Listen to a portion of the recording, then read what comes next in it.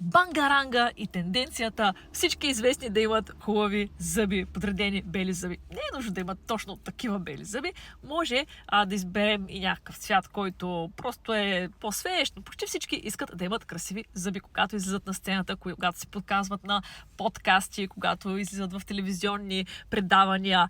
Но каква е тенденцията? Тенденцията е, че в днешно време дори хората, които не са известни на всеобщата аудитория, също искат и искаме да изглеждаме добре, искаме да изглеждаме красиви, искаме да изглеждаме с подредени зъби. И това е абсолютно възможно, мили хора. Красивата усмивка, свежата усмивка, бялата усмивка, тя не е само за известните, тя е за всеки, който го иска. Дори и за вас, които имате здрави зъби, като моя пациент, колко.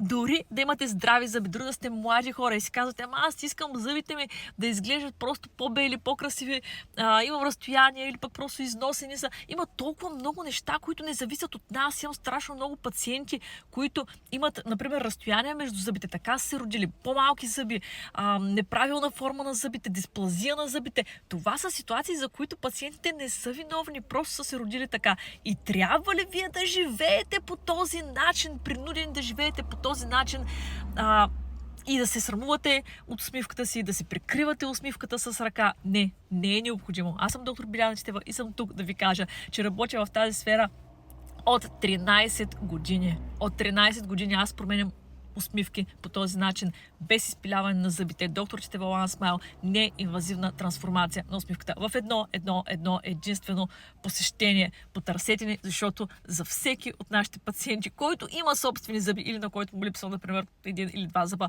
можем да постигнем тази промяна в едно посещение, без да увреждаме зъбите, без да изпиляваме зъбите. Имам изключително много пациенти, които са освен известни личности, които са лекари, които са просто учители, които са съвсем стандартни хора като мен, които просто си работим работата и които просто искаме, когато излезем в семейството си, дори когато се срещаме с хора или просто е така за себе си, искаме да се видим с красива усмивка, искаме да се видим с подредени зъби. Това е възможно без увреждане, без изпиляване на зъбите. Искам просто хората да научат това.